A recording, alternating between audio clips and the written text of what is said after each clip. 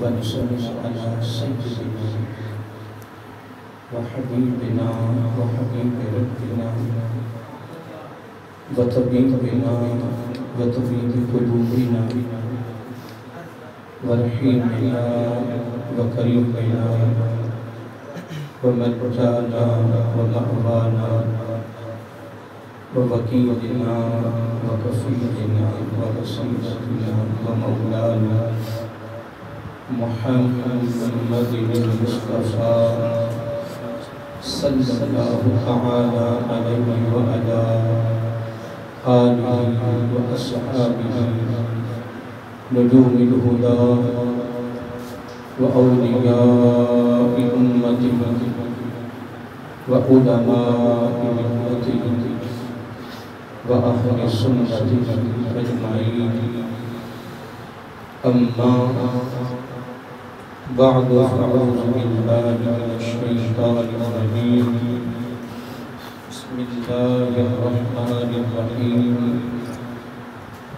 إن الذين آمنوا وعملوا الصالحات سيجعل لهم الرحمن ودا. صدق الله مولانا العظيم وصدق رسوله النبي الكريم ونحن على ذلك من الشاهدين والشاكرين والحمد لله رب العالمين. سبحانك لا علم لنا إلا ما علمتنا إنك أنت العليم الحكيم. درود و سلام السلام عليك يا سيدي يا رسول الله. الصلاة والسلام عليك يا سيدي يا حبيب الله. الصلاة والسلام عليك يا سيدي يا نبي الله وعلى آلك وأصحابك يا سيدي يا نور الله يا خاتم النبيين يا رحمة للعالمين. محمد سيد الكونين والثقلين والفريقين للقرب وللعجم. هو الحبيب الذي ترجى شفاعته لكل هول من الأحبار والفاهمين. ثم الرضا عن أبي بكر وعن عمر وعن علي وعن عثمان ذي الكرم. نہایتی وجہ و کرام خانوادہ رسول صلی اللہ علیہ وآلہ وسلم اور معزز امین حضرات اور عزیزہ نگرانی قدر، اللہ رب العزت کی حمد و ثنا اور حضور نبی کریم صلی اللہ علیہ وآلہ وسلم دی بارگاہ عالیہ مقدس میں نذران اکرام سلام. خالق کائنات کا بے پایہ کرم ہے اور اس کی خصوصی مہربانی ہے کہ اس نے ہم سب کو اپنے پیارے محبوب علیہ السلام کی امت اندر پیدا فرمایا. اور اللہ رب العزت کا یہ بھی شکر ہے اور اس کی خصوصی مہربانی ہے، اس کا خصوصی احسان ہے کہ اس نے اپنی توفیق اور اپنے محبوب علیہ السلام کی توسط سے ایمان جیسی عظیم الشان نعمت سے مالا مال فرمایا. حضرات محترم، ہماری خوشی ہے کہ ہم آقا علیہ السلام کی آن کے شہزادوں کی بارگاہ میں حاضر ہیں. یقیناً اس میں شک نہیں ہے کہ ان عظیم ہستیوں کی بارگاہ کی حاضری، ان عظیم ہستیوں کی محبت، ان عظیم ہستیوں کی اتباع، ان عظیم ہستیوں کی عقیدت، ان کی نسبت، ان کی ارادت الحمدللہ ہمارے لیے بہت بڑا خزانہ ہے، ہماری بہت بڑی دولت ہے، اور یہ ہمارے لیے دنیا اور آخرت کی کامیابی کا بہترین ذریعہ ہے. اللہ تعالی ہمیں پوری زندگی ان عظیم ہستیوں کے ساتھ اتباع کی صورت میں محبت کا رشتہ مضبوط کرنے کی توفیق عطا فرمائے. ابھی مجھے یاد آ رہا تھا کہ رمضان مبارک میں اکثر حاضرین بہت کم ہوتی ہے. میں ایک اتوار کر رہا تھا بیان کر رہا تھا کہ اگر رمضان مبارک میں آقا صلی اللہ علیہ وسلم نے فرمایا کہ ہر نیکی میں 70 گنا اضافہ ہے. اتنا جب رمضان شریف کا مہینہ شروع ہو جائے گا تو ہر نیکی میں اللہ تعالیٰ 70 گنا اضافہ کرتا ہے. یعنی اگر وہ کہتا ہے سبحان اللہ تو اس کے نام اعمال میں 70 بار لکھا جاتا ہے. لیکن یہ اصل میں سمجھانے کے لیے، لیکن اگر حقیقت میں دیکھا جائے تو رمضان شریف میں اگر ایک آدمی نیکی کرتا ہے نا تو وہ نیکی قیامت تک بھی زندگی مل جائے تو کرتا رہے. تو رمضان شریف کی ایک نیکی کا مقابلہ نہیں. یہ رمضان مبارک کی برکت ہے. دیکھیں مریض ہے، مسافر ہے، اب دونوں کو اجازت ہے. اللہ تعالیٰ نے قرآن مجید میں ان دونوں کو اجازت دی ہے کہ وہ روزہ چھوڑ سکتے ہیں، پھر بعد اس کی قضائی نہیں جائے، اس کو ادا کرنا. لیکن اجازت دینے والی سچی خالق کائنات ہے، وہ خود اجازت دیا. دینے کے باوجود بھی اگر وہ شخص روزہ چھوڑ رہا ہے بیماری کی وجہ سے، سفر کی وجہ سے، اللہ تعالیٰ کے حکم سے، اس کی اجازت سے، لیکن وہ قیامت تک بھی روزے رکھتا رہے گا تو رمضان شریف کے ایک روزے کا مقابلہ ہو سکتا ہے. رمضان شریف کی برکت ہے.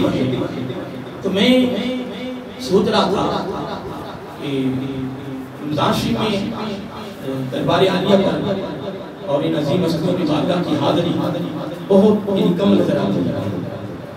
وہ جلدی ہوتا ہے، اتنا جلدی نہیں ہوتا کہ فجر کے فوراً بعد دعا ہو جاتی ہے. 6 بجے دعا بڑا وقت مل جاتا ہے. تو تعداد میں بہت لوگ کم ہوتے. تو میں سوچتا تھا کہ اگر رمضان شریف میں ہر نیکی میں 70 گنا اضافہ ہے تو کیا ان عظیم ہستیوں کی بارگاہ کی حاضری میں 70 گنا اضافہ نہیں؟ اگر ہم آج حاضری دے رہے ہیں تو ہماری ایک حاضری ہو رہی ہے، اور اگر ہم رمضان مبارک میں ان عظیم ہستیوں کی بارگاہ کی حاضری دیتے ہیں تو وہ بھی تو ہمارے نامہ اعمال میں 70 حاضری لکھی جا رہی ہے. ادھر بھی اضافہ ہے تو ادھر بھی اضافہ ہے. اس لیے زندگی رہی تو رمضان شریف کا مہینہ ملتا ہے تو کوشش فرمائیں. میں بھی کوشش کروں گا، آپ بھی کوشش کریں. پھر ایک اور بات ہے، اگر میں ابھی سے نیت کرتا ہوں، کیا بولیے، اگر میں ابھی سے نیت کرتا ہوں نا تو مجھے ابھی سے ثواب ملنا شروع ہو جائے. یہ شریعت کہہ رہی ہے، میں اپنی طرف سے بات نہیں کرتا. یہ میرا آقا علیہ السلام کا فرمان ہے. اگر بندہ ابھی ارادہ کرتا ہے کہ میں انشاءاللہ جب رمضان شریف آئے گا نا تو میں نے رمضان شریف سارے روزے رکھ لیے تو وہ الحمدللہ پورا سال روزوں میں جا رہا ہے. پھر ایک اور بات بھی بڑی قابل توجہ ہے کہ جس نے رمضان شریف کے مکمل روزے رکھو، بڑی خاص بات ہے. دعا کر اللہ تعالیٰ اس خصوص پر ہمیں عمل کرنے میں توفیق عطا فرمائے. جس نے رمضان مبارک کے مکمل روزے رکھے، پھر آقا علیہ السلام نے فرمایا شوال مکرم کے مہینہ شروع ہے، اس مہینے میں 6 روزے جو شوال مکرم کے روزے ہیں، پھر وہ 6 روزے بھی رکھتا ہے. تو میرا آقا علیہ السلام نے فرمایا یوں سمجھو کہ وہ پورا سال رمضان کے روز اپنا روزوں ہی میں ڈالا، وہ پورا سال روزے رکھ رہا. اگر وہ رمضان المبارک کے مکمل روزے 29 سے یا 30 ہے، پھر وہ 6 روزے شوال مکرم کے رکھے تو اس کے نامہ اعمال میں اتنا ثواب لکھا گیا ہے کہ وہ پورا سال روزوں ہی میں. پھر اس میں ایک بات بڑی قابل توجہ ہے کہ کچھ ہم نے لوگوں سے سنا ہے، وہ کہتے ہیں کہ یہ روزے لگاتار مسلسل رکھے جائیں. کوئی ایسا مسئلہ نہیں ہے، کوئی ایسا مسئلہ نہیں ہے. میں نے یہ پڑھا ہے کہ اگر یہ روزے وقفے کے ساتھ رکھتا ہے تو ڈبل ثواب، زیادہ ثواب. اور یہ بھی بات نہیں ہے جو میں نے بات بتا دی ہے اسی پر ہم نے عمل کرنا ہے، نہیں. کئی لوگوں کی روٹین اور معمول یہ ہوتا ہے کہ وہ ہر سال کی زندگی گزر گئی ہے کہ وہ مسلسل ہو رہتے ہیں، مسلسل ہی رہتے ہیں. اس میں ایک اور بات بھی شامل ہے، کچھ لوگ سے ہم نے یہ بھی سنا ہے، وہ کہتے ہیں کہ اگر مثلا آج عید ہے، اگلے دن روزے شروع ہو رہے ہیں، اگر اگلے دن روزہ نہیں رکھے گا تو آگے روزے نہیں رکھ سکے، پہلا روزہ لازمی رکھے. یہ بھی کوئی مسئلہ نہیں ہے. اصل میں 6 روزوں کا تعلق ہے شوال المحرم کے ساتھ. پورے مہینے میں آپ نے روزے پورے کرتے ہیں، وہ اگلے دن شروع کر لے، وہ اگلے دن شروع کر لے، وہ اگلے دن شروع کر لے، وہ مسلسل نہ کرے، وہ چھوڑ کے رکھے، اس کا حق ادا ہو جائے۔ اس سے قبل میں نے ایک بات کی تھی، بڑی قابل توجہ تھی، کہ اگر رمضان المبارک کے سارے روزے رکھے اور شوال مکرم کے 6 روزے رکھے، اس کے لیے کتنا ثواب ہے؟ وہ یہ مرتبہ کہ وہ پورا سال ایک صحابی کھانا کھا رہے تھے، اوپر سے ایک صحابی ہے ساتھ تشریف لائے، سلام ہوا، بیٹھنے کے لیے فرمایا گیا، بیٹھ گئے۔ تو اب جو کھانا کھا رہے تھے، جو میزبان تھے، وہ فرمانے لگے کہ آپ نہ میرے ساتھ کھانا کھائیں، آپ میرے ساتھ کھانا کھائیں۔ تو وہ جو اوپر سے آئے تھے صحابی جو مہمان تھے، وہ فرمانے لگے میں روزے میں اس میں میں روزے میں۔ تو جو کھانا کھا رہے تھے، جو میزبان تھے، وہ فرمانے لگے میں بھی روزے میں نے بھی روزہ رکھا۔ تو وہ ساتھی کہتی ہے یار آپ میرے سامنے کھانا کھا رہے ہیں، آپ کھانا پر عمل فرما رہے ہیں، تو آپ فرماتے ہیں روزے میں۔ دیکھیں ہر حدیث کے ہر صحابی راوی کسی حدیث کا کوئی راوی کوئی جس نے جس فرمان کو سنا اس کا وہی راوی۔ جس طرح سب سے پہلا درجہ حضرت ابو ہریرہ رضی اللہ تعالیٰ عنہ کا روایت کرنے میں ہے، جتنی ان کے ہاں روایت تھی کسی اور کے ہاں اتنی روایت نہیں۔ اب جو کھانا کھا رہے تھے وہ فرمانے لگے کہ میں بھی کھانے میں اب روزے میں ہوں۔ اب وہ فرمانے جو ابھی سنانے لگے ہیں، جو اوپر سے مہمان صحابی آئے، انہوں نے یہ فرمانے علی شان نہیں سنا تھا زبان نبوت سے، لیکن انہوں نے سنا تھا، یہ فرمانے لگے میں بھی روزے میں ہوں۔ تو وہ فرمانے لگے جو مہمان تھے، وہ کہنے لگے یار کمال بات ہے، آپ میرے سامنے کھانا نہیں کھا رہے ہو، آپ کھانا طرح عمل فرما کر میں روزے میں ہوں۔ فرمایا آپ نے سنا نہیں؟ کہنے لگے کیا؟ فرمایا میرے آقا علیہ السلام نے فرمایا کہ جو مکمل روزے رکھے کون سے؟ رمضان شریف کے، پھر 6 روزے رکھے شوال مکرم کے، تو وہ کیا ہے؟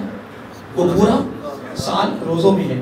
فرمایا میں نے آقا علیہ السلام کی زبان نبوت سے سنا ہے، تو میں نے سارے روزے بھی رکھے ہیں کون سے؟ رمضان شریف کے، اور میں نے 6 روزے شوال مکرم کے رکھے ہیں۔ تو اب آقا علیہ السلام کے فرمانی عالی شان کے مطابق میں کھانا کھاتے ہوئے بھی میں روزے میں ہوں، یعنی اتنا ثواب ہے، اتنا اجر ہے۔ تو محترم میں عرض کر رہا تھا کہ اگر ہم ابھی سے ارادہ کرتے ہیں الحمدللہ، تو یوں سمجھو کہ ہم پورا سال روزے میں جا رہے ہیں۔ مثلا ایک آدمی رمضان شریف میں اگر ایک چیز خرچ کرتا ہے، پیسہ ہے، کچھ چیز اور دیتا ہے، وہ ارادہ کرتا ہے کہ اگلے سال بھی رمضان مبارک میں اللہ کی مخلوق کی خدمت کروں گا، غریبوں کی مدد کروں گا، خیر خواہی کروں گا، ان کے ساتھ تعامل کروں گا، یا غریب لوگوں کی سحری افطاری کا انتظام کروں گا۔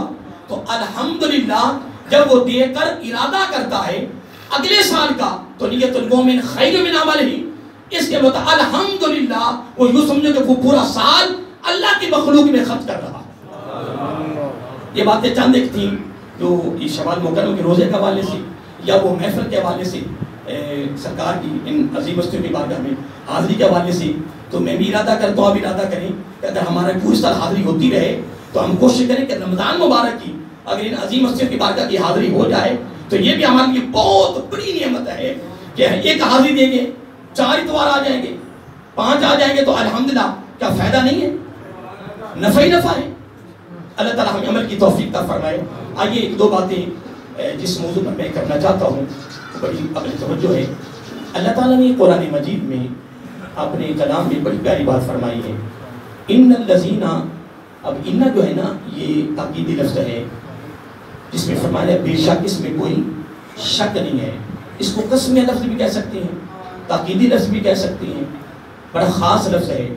اللہ تعالیٰ اپنے کلام کا آغاز تاکید سے فرما رہا ہے، کیونکہ آگے جو پیغام اللہ تعالیٰ دینا چاہتا ہے وہ پیغام بڑا خوبصورت ہے۔ آگے جو اللہ تعالیٰ ہمیں تحفہ دینا چاہتا ہے وہ تحفہ بڑا کمال ہے۔ اللہ تعالیٰ فرما رہا ہے کہ ان الذین آمنوا وعملوا الصالحات۔ اب یہاں 2 باتوں کا ذکر ہے، لیکن تاکید کہ بے شک وہ لوگ جو ایمان لائے، جو ایماندار ہیں اور اس کے ساتھ ساتھ اچھے اعمال کرتے ہیں۔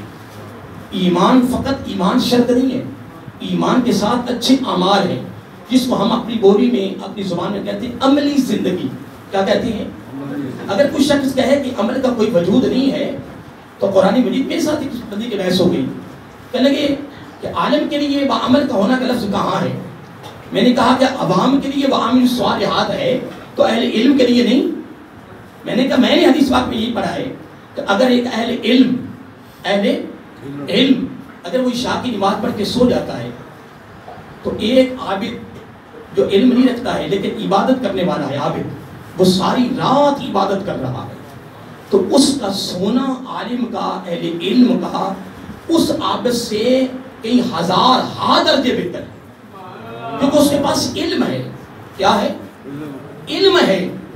اور میں امام شافعی علیہ رحمہ کا پڑھ رہا تھا کہ جب اہل علم ایک مسئلہ پر غور کرتا ہے, اس کا غور کرنا کی 1000 سال کی عبادت سے بہتر ہے, کیونکہ ساری تبلیغ کا سلسلہ اہل علم سے ہمیں مل رہا ہے. اور زبان نبوت کا علم جو ہے اللہ تعالیٰ نے ان کے لیے عوام میں سے, مخلوق میں سے لوگوں کو چنا ہوا ہے, اور چن کر پھر ان کو اپنے محبوب علیہ السلام کی دین کی خدمت کے لیے وقف کیا, چن لیا انہیں, ان کا انتخاب کیا ہے. دیکھیں کسی بھی آپ فیکٹری میں چلے جائیں, کارخانہ میں چلے جائیں, کس دفتر میں چلا جائیں, تو وہاں کوئی شرط نہیں ہے کہ اگر سر پہ کچھ میں ٹوپی ہے, رومال نہیں ہے, سر ننگا ہے تو یہاں نوکری نہیں کر سکتا. اگر اس نے داڑھی نہیں رکھی ہوئی تو یہ نوکری نہیں کر سکتا. یہ نماز پڑھتا ہے نہیں پڑھتا, روزہ رکھتا ہے یا نہیں رکھتا ہے, کوئی معاملہ نہیں ہے. ہاں ان کی باقی کچھ شرائطیں ہوں گی علم کے حوالے سے, کوئی تجربہ کے حوالے سے, وہ ایک علیحدہ ہے, لیکن اس حوالے سے کوئی بھی شرط کہیں بھی نہیں ہے. لیکن خدا کی قسم یہ دیکھنا ہوگا کہ جب اللہ تعالیٰ کے گھر کی نوکری کا معاملہ آتا ہے, اللہ تعالیٰ کے گھر کی خدمت کا معاملہ آتا ہے, تو پھر اللہ تعالیٰ اس کے لیے رب نے بہت بڑی لسٹ رکھی ہے, بہت بڑی یعنی شرائطوں کی لسٹ رکھی ہے, تو اس معیار پر آتا ہے پھر اللہ تعالیٰ اپنے گھر کی نوکری عطا فرماتا ہے. پھر اگلی بات بھی سنیں, یہ بھی بڑی قابل توجہ ہے. پھر جو آقا علیہ السلام کے مصلی کی قدر کرتا ہے, آقا علیہ السلام کے ممبر شریف کی قدر کرتا ہے, پھر خدا کی اس کی قدر یہاں بھی ہوتی ہے, اس کی قدر آگے بھی ہوگی. تو جو وہاں منتخب ہونے کے بعد پھر وہ قدر نہیں کرتا ہے تو وہ بھی رگڑا جاتا ہے. یہ بھی یاد رکھ لیں, قدر کرنا. اب دیکھیں ہم ان عظیم ہستیوں کی بارگاہ میں حاضری دی ہے, میری بھی حاضری ہو رہی ہے, آپ کی بھی حاضری ہو رہی ہے, ہم حاضری دے رہے ہیں, اور شاید لنگر شریف ہم کھائیں گے, سب کچھ اپنی جگہ پہ ہے. لیکن سب سے بڑی حاضری کا مقصد یہ ہے ان عظیم ہستیوں کی بارگاہ میں آنے کے بعد ہماری زندگی بدل جائے, ہماری سیرت میں فرق آئے, ہمارا کردار بدل جائے, ہمیں پتا چلے کہ ان عظیم ہستیوں نے زندگی کیسے بسر کی ہے. ہمیں کئی لوگ ایسے بیٹھے ہیں الحمدللہ, جنہوں نے عظیم ہستیوں کی زیارت کی ہے, ان عظیم ہستیوں کا سبق سنا ہے, درس سنا ہے, ان کی زبان مبارک سے ملفوظات اور ارشادات سنے. سید مسعود الحسن صاحب رحمۃ اللہ تعالیٰ, وہ جب بھی درس دیتے تھے وہ ایک بات بھی زیادہ زور دیتے تھے. آپ سب کو پتا ہوگا, میں بولنے کے بعد کسی بھی درس دیتے زیادہ, اب پتا چل جائے گا نا, نماز پڑھ دیتے تھے. کیا بات ہے, اور یہی بات ہے کہ ان عظیم ہستیوں کی ان باتوں کو یاد رکھنا یہی حاضری کا مقصد ہے, کہ ہمارا مقصد اصل میں یہی ہے. اور شاہ صاحب کی بات حقیقت الحمدللہ اتنی پیاری لگتی تھی, اتنی محبوب لگتی تھی کہ جب بھی وہ درس دیتے ان کا اس موضوع پر وہ گفتگو شروع کرتے, لیکن آخرکار پوری گفتگو کا لب لباب نتیجہ اور رزلٹ کیا ہوتا تھا کہ ہم نے اپنے آپ کو نمازی بنانا. اور وہ حوالہ دیتے تھے سید بادشاہ کا, سید امام علی شاہ صاحب رحمۃ اللہ تعالیٰ کا. تو ان کا طریقہ, ان کا عمل, ان کا فعل, ان کا سبق, ان کا درس, ان کا دعوت فکر دینا کیا تھا؟ بولیے, نماز تھا. تو اگر ہم یہاں حاضری دینے والے اگر ہم نمازی نہیں بنیں گے تو حاضری کا مقصد کیسے پورا ہوگا؟ میری آواز آپ سن رہے ہیں اور بار والے بھی سن رہے ہیں کہ اگر ہم میں کوئی ایسا بندہ بیٹھا ہے کہ جو باقاعدگی سے نماز نہیں پڑھتا ہے, تو پھر آج سے مصمم ارادہ کریں کہ انشاءاللہ العزیز آج کے بعد میں نے پنجگانہ نماز پڑھنی. اور یہی عمل ہے, کیا یہی عمل ہے کہ اگر وہ ساری رات سویا ہو اہل علم تو آپ ساری رات عبادت کریں, اس سے 1000 درجے بہتر ہے.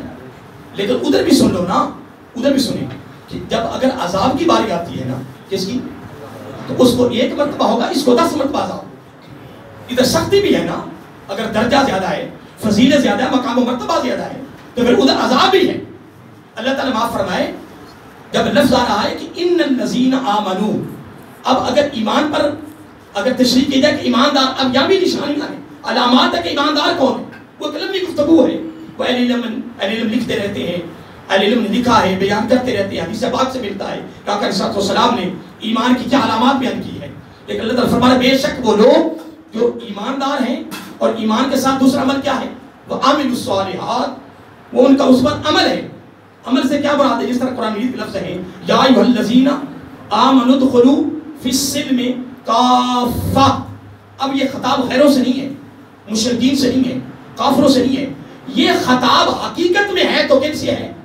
کلمہ پڑھنے والوں سے ہے کہ اے کلمہ پڑھنے والوں تم اسلام میں داخل ہو جاؤ پورے کے پورے.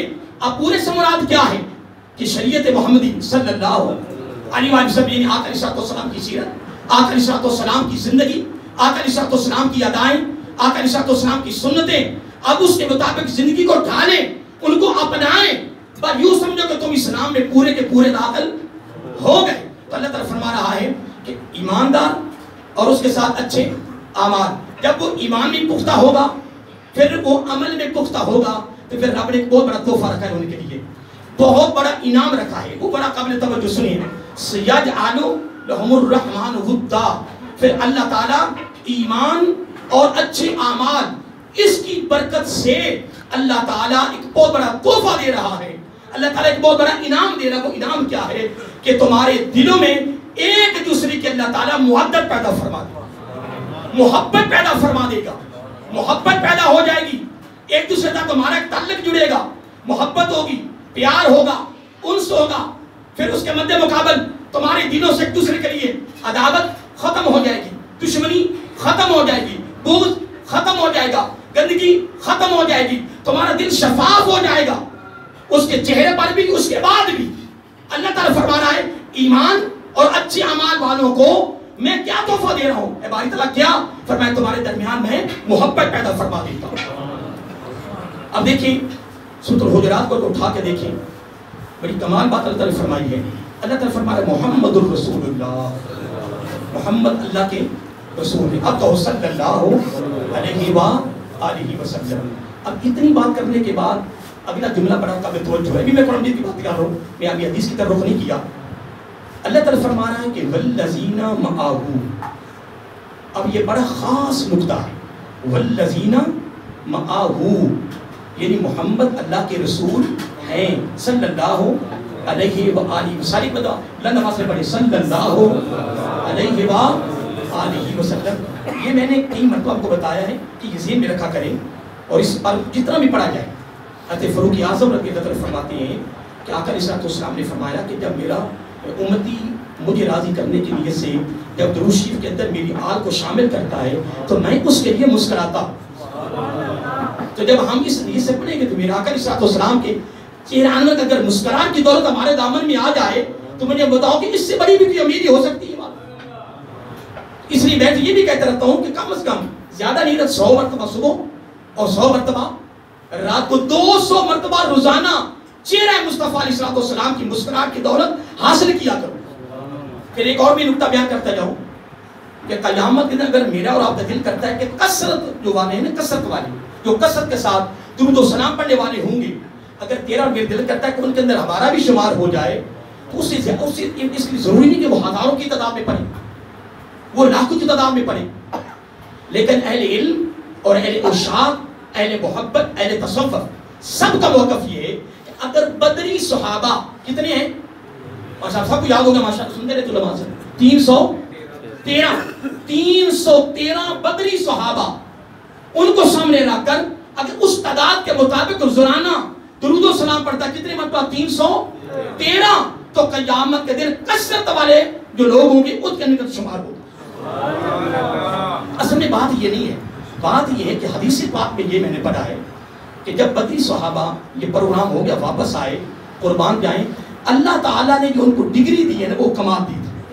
اللہ تعالیٰ فرماتا ہے کہ اے محبوب صلی اللہ علیہ وآلہ وسلم میں تیرے بدری صحابہ پہ راضی ہو گیا، میں تیرے بدری صحابہ پہ بدری صحابہ پہ راضی. اگلی بات بڑی سننے والی، فرمایا اے محبوب صلی اللہ علیہ وآلہ وسلم آج کے بعد یہ جو جی چاہے کریں، آج کے بعد یہ جو جی چاہے کریں. اگر وہ سارا کو چھوڑ کے بھی بیٹھ جاتے نا، زندگی کی آخری سانس تک کچھ بھی نہ کرتے، لیکن بدر میں جو قربانی دے دی ہے نا، وہ قربانی رب کی بارگاہ میں اتنی محبوب، اتنی اعلیٰ، اتنی عظیم قربانی ہوئی، رب نے فرمایا اے میرے محبوب صلی اللہ علیہ وسلم اذا ما شئتم، یہ حدیث کا لفظ آتے ہیں، آج کے باوجود جی چاہے کریں، میں نے ان کو 2 ڈگریاں دے دی ہیں، کیا میں راضی بھی ہو گیا ہوں اور واجبت لکم الجنہ، میں نے جنت واجب کر دی۔ اصل میں ان کا مقام بڑا تھا، ان کو قربانی بڑی دی ہے، اس لیے اہل محبت اور اہل علم انہوں سب نے یہی لکھا ہے کہ اگر تم 313 بدری صحابہ کرام رضی اللہ عنہ اجمعین کی مناسبت سے درود شریف پڑھتے ہو تو قیامت کے دن کثرت سے درود و سلام پڑھنے والوں کے اندر تمہارا شامل ہو۔ تو دوستو آپ دعا یہ کریں، کیونکہ میں اس موضوع کا مشن چھیڑیں گے، لے کے چلے گئے، بڑا پیارا موضوع ہے، کیونکہ ٹائم ہو رہا ہے، 2 منٹ لگے ہیں 7:30 ہونے میں۔ تو میں ایک بات کر رہا تھا کہ اللہ تعالیٰ فرما رہا ہے کہ محمد اللہ کے رسول ہے صلی اللہ علیہ وسلم۔ اگلا جملہ کیا ہے، پھر میں اجازت چاہتا ہوں آپ سے، والذین معہ، یہ اپنے دامن میں پیغام لے کر جائے ان عظیم ہستیوں کی بارگاہ سے، والذین معہ، قربان کے اللہ تعالیٰ فرما رہا ہے کہ جو ہیں میرے محبوب کے ساتھ، ان کے جو ساتھی ہیں، جو ساتھ ہیں، ان کی 2 ہی نشانیاں ہیں، ان کی 2 ہی نشانیاں ہیں، 2 ہی علامتیں ہیں، 2 ہی پہچانیں ہیں۔ قربان جائیں، پہلی پہچان کیا ہے؟ اشداء علی الکفار، جو تو ہیں مخالفین، جو تو ہیں دشمن، اب ان کے لیے تو وہ بڑے سخت ہیں، بڑے سخت ہیں۔ اور اگلا جملہ سننے والا ہے، فرمایا رحماء بینہم، لیکن آپس میں جب بیٹھتے ہیں، ملاقات ہوتی ہے، ملتے ہیں، ملاقات ہوتی ہے، بیٹھتے ہیں اپنی زندگی میں ایک دوسرے کے ساتھ، جو نبی کے ساتھی ہیں، جو نبی کے ساتھ ہیں، رحماء بینہم، ان کے درمیان ان کے دل ایک دوسرے کے لیے نرم ہیں۔ اب اس جملے کو اگر بین الاقوامی سطح پر لے جائیں تو پھر بڑے لوگ رگڑے گئے اس کے اندر، اب اس کی تشریح کرنے کی ضرورت نہیں ہے۔